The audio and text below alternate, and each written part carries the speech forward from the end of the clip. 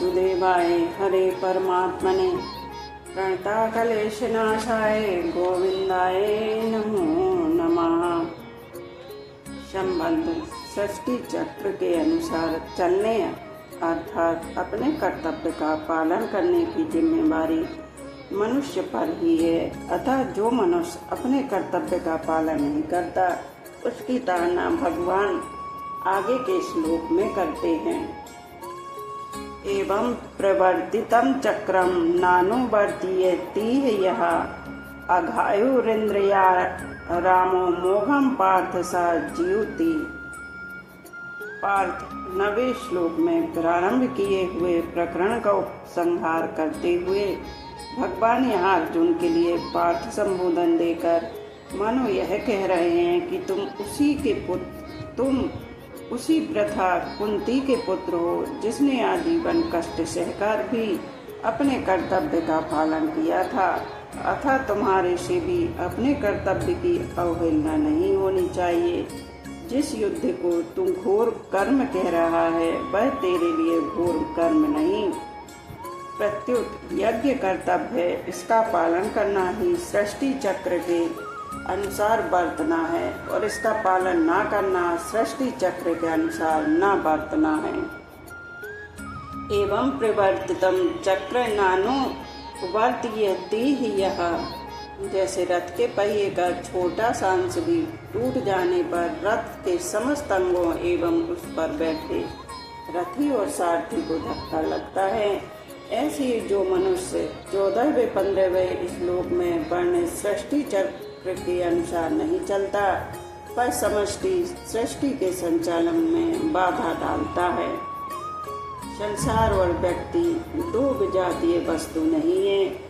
जैसे शरीर का अंगों के साथ और अंगों का शरीर के साथ घनिष्ठ संबंध है, ऐसे ही संसार का व्यक्ति के साथ और व्यक्ति का संसार के साथ घनिष्ठ संबंध है। जब व्यक्ति कामना, ममता, आसक्ति और अहंता का त्याग करके अपने कर्तव्य का पालन करता है तब उससे संपूर्ण सृष्टि में स्वतः सुख पहुंचता है। इंद्रिया रामा। जो मनुष्य कामना, ममता, आसक्ति आदि से युक्त होकर इंद्रियों के द्वारा भोग भोगता है उसे यहाँ भोगों में रमण करने वाला कहा गया है। ऐसा मनुष्य पशु से भी नीचा है क्योंकि पशु नए पाप नहीं करता प्रत्युत पहले किए गए पापों का ही फल भोगकर निर्मलता की ओर जाता है। परंतु इंद्रियाराम मनुष्य नए नए पाप करके पतन की ओर जाता है और साथ ही सृष्टि चक्र में बाधा उत्पन्न करके संपूर्ण सृष्टि को दुख पहुंचाता है। अघायु। सृष्टि चक्र के अनुसार न चलने वाले मनुष्य की आयु, उसका जीवन केवल पापमय है। कारण कि इंद्रियों के द्वारा भोग बुद्धि से भोग भोगने वाला मनुष्य हिंसा रूप पाप से बच नहीं सकता। स्वार्थी, अभिमानी और भोग तथा संग्रह को चाहने वाले मनुष्य के द्वारा दूसरों का अहित होता है। अतः ऐसे मनुष्य का जीवन पापमय होता है। गोस्वामी तुलसीदास जी कहते हैं, परद्रोही, परदाररत, परधन, पर अपवाद, ते नर पावर पापमय, देह धरे मनुजात। मोघम पार्थ सा जीवति। अपने कर्तव्य का पालन न करने वाले मनुष्य की सभ्य भाषा में निंदा या ताड़ना करते हुए भगवान कहते हैं कि ऐसा मनुष्य संसार में व्यर्थ ही जीता है, अर्थात वह मर जाए तो अच्छा है। तात्पर्य यह है कि यदि वह अपने कर्तव्य का पालन करके सृष्टि को सुख नहीं पहुंचाता तो कम से कम दुख तो ना पहुंचाए। जैसे भगवान श्री राम के वनवास के समय अयोध्या वासियों के चित्रकूट आने पर कोल, किरात, भील आदि जंगली लोगों ने उनसे कहा था कि हम आपके वस्त्र और बर्तन नहीं चुरा लेते, यही हमारी बहुत बड़ी सेवा है। यह हमारी अति बड़ी सेवकाई, ले ही न बासन बसन चुराई। ऐसे ही अपने कर्तव्य का पालन न करने वाले मनुष्य कम से कम सृष्टि चक्र में बाधा न डालें तो यह उनकी सेवा ही है। सृष्टि चक्र के अनुसार न चलने वाले मनुष्य के लिए भगवान पहले स्तेन योषः, वह चोर ही है, और भुज्यते तेत्वघम, वे तो पाप को ही खाते हैं, इस प्रकार कहा।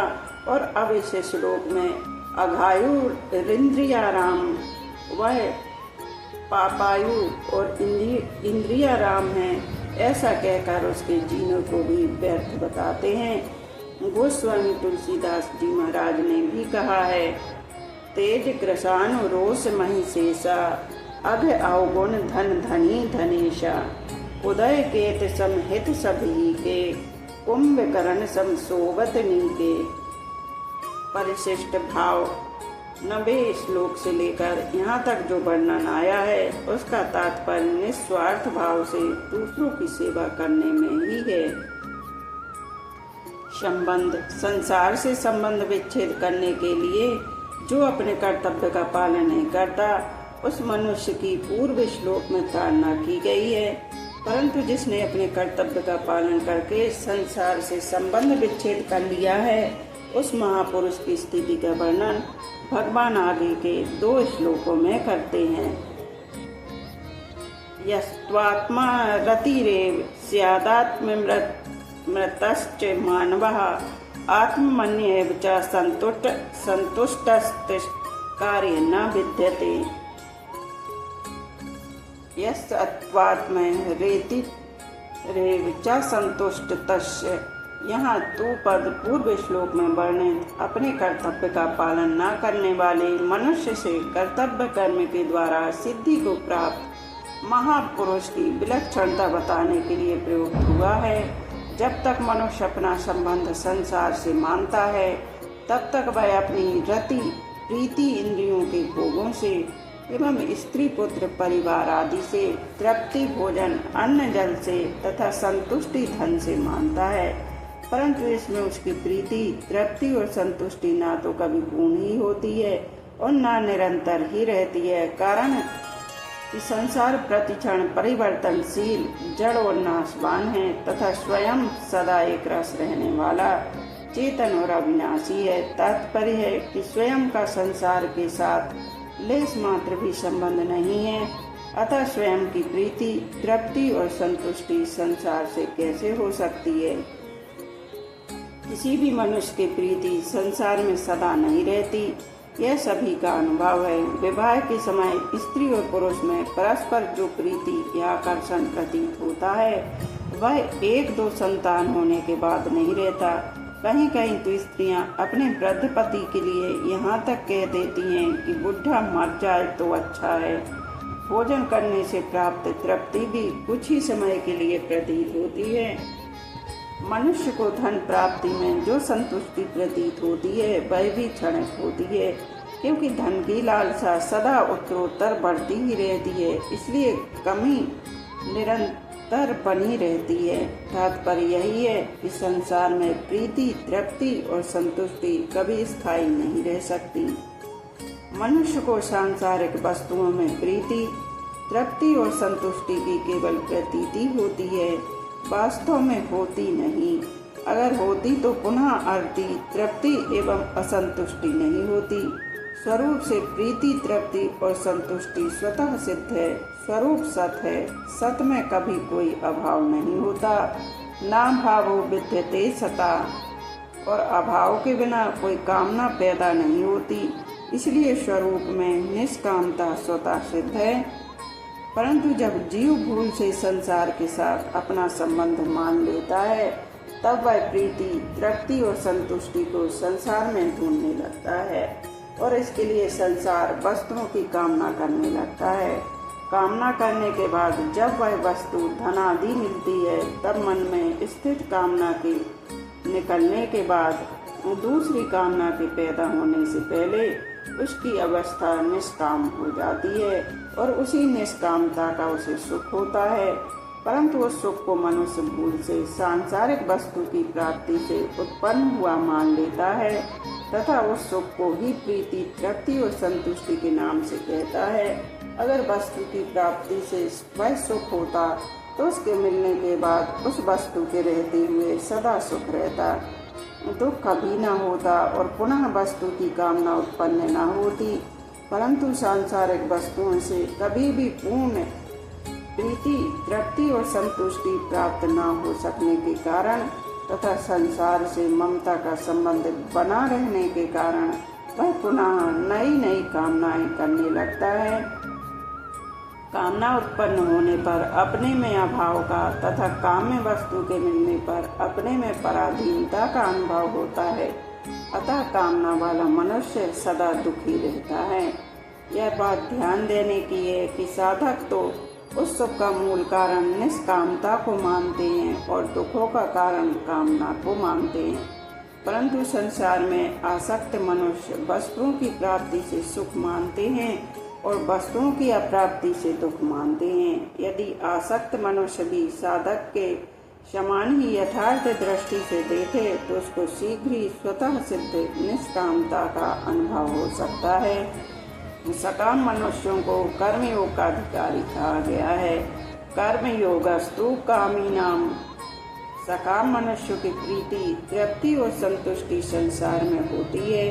अतः कर्मयोग द्वारा सिद्ध निष्काम पुरुषों की स्थिति का वर्णन करते हुए भगवान कहते हैं कि उनकी प्रीति, तृप्ति और संतुष्टि सकाम मनुष्यों की तरह संसार में न होकर अपने आप में ही हो जाती है, जो स्वरूपता पहले से ही है। वास्तव में प्रीति, तृप्ति और संतुष्टि तीनों अलग अलग ना होते हुए भी संसार के संबंध से अलग अलग प्रीति प्रतीत होती है। इसलिए संसार से संबंध विच्छेद होने पर उस महापुरुष की प्रीति, तृप्ति और संतुष्टि तीनों एक ही तत्व में हो जाती हैं। भगवान ने इस श्लोक में 2 बार तथा आगे इस श्लोक में 1 बार ए और चा पदों का प्रयोग किया है। इससे यह प्रभाव प्रकट होता है कि कर्मयोगी की प्रीति, तृप्ति और संतुष्टि में किसी प्रकार की कमी नहीं रहती एवं तत्व के अतिरिक्त अन्य की आवश्यकता भी नहीं रहती। तस्य कार्य न विद्यते। मनुष्य के लिए जो भी कर्तव्य कर्म का विधान किया गया है उसका उद्देश्य परम कल्याण स्वरूप परमात्मा को प्राप्त करना ही है। किसी भी साधन के द्वारा उद्देश्य की सिद्धि हो जाने पर मनुष्य के लिए कुछ भी करना, जानना अथवा पाना शेष नहीं रहता, जो मनुष्य जीवन की परम सफलता है। मनुष्य के वास्तविक स्वरूप में किंचन मात्र अभाव न रहने पर भी जब तक वह संसार के संबंध के कारण अपने में अभाव समझकर और शरीर को मैं तथा मेरा मानकर अपने लिए कर्म करता है, तब तक उसके लिए कर्तव्य शेष रहता ही है। परंतु जब वह अपने लिए कुछ भी ना करके दूसरों के लिए अर्थात शरीर, इंद्रियां, मन, बुद्धि, प्राणों के लिए, माता पिता, स्त्री, पुत्र, परिवार के लिए, समाज के लिए, देश के लिए और जगत के लिए संपूर्ण कर्म करता है, तब उसका संसार से संबंध विच्छेद हो जाता है। संसार से सर्वथा संबंध विच्छेद होने पर उसका अपने लिए कोई कर्तव्य शेष नहीं रहता, कारण कि स्वरूप में कोई भी क्रिया नहीं होती। जो भी क्रिया होती है संसार के संबंध से ही होती है और सांसारिक वस्तु के द्वारा ही होती है। अतः जिनका संसार से संबंध है उन्हीं के लिए कर्तव्य है। कर्म तब होता है जब कुछ न कुछ पाने की कामना होती है और कामना पैदा होती है। कामना पैदा होती है अभाव से। सिद्ध महापुरुष में कोई अभाव होता ही नहीं, फिर उनके लिए करना कैसा। कर्मयोग के द्वारा सिद्ध महापुरुष की रति, तृप्ति और संतुष्टि जब अपने आप में ही हो जाती है, तब कृत कृत्य, ज्ञात ज्ञातव्य और प्राप्त प्राप्तव्य हो जाने से वह विधि निषेध से ऊंचा उठ जाता है। यद्यपि उस पर शास्त्र का शासन नहीं रहता, तथापि उसकी समस्त क्रियाएं स्वाभाविक ही शास्त्रानुकूल तथा दूसरों के लिए आदर्श होती हैं। तस्य कार्य न विद्यते। पदों का अभिप्राय यह नहीं है कि उस महापुरुष से कोई क्रिया होती ही नहीं। कुछ भी करना शेष न रहने पर भी उस महापुरुष के द्वारा लोक संग्रह के लिए क्रियाएं स्वतः होती हैं, जैसे पलकों का गिरना, उठना, श्वासों का आना जाना, भोजन का पचना आदि क्रियाएं स्वतः प्रकृति में होती हैं। ऐसे ही उस महापुरुष के द्वारा सभी शास्त्रानुकूल आदर्श रूप क्रियाएं भी स्वतः होती हैं। परिशिष्ट भाव। कर्मयोगी निस्वार्थ भाव से संसार की सेवा के लिए ही संपूर्ण कर्म करता है। जैसे गंगा जल से गंगा का ही पूजन किया जाए, ऐसे ही संसार से मिले शरीर, इंद्रियां, मन, बुद्धि और अहम को संसार की ही सेवा में लगा देने से चिन्मय स्वरूप शेष रह जाता है।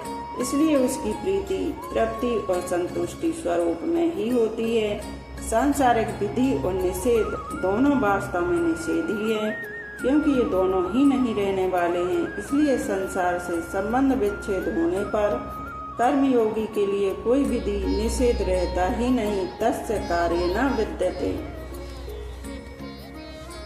आज यहीं पर विश्राम लेते हैं, शेष आगे का कल कहेंगे। बोलो राधे राधे।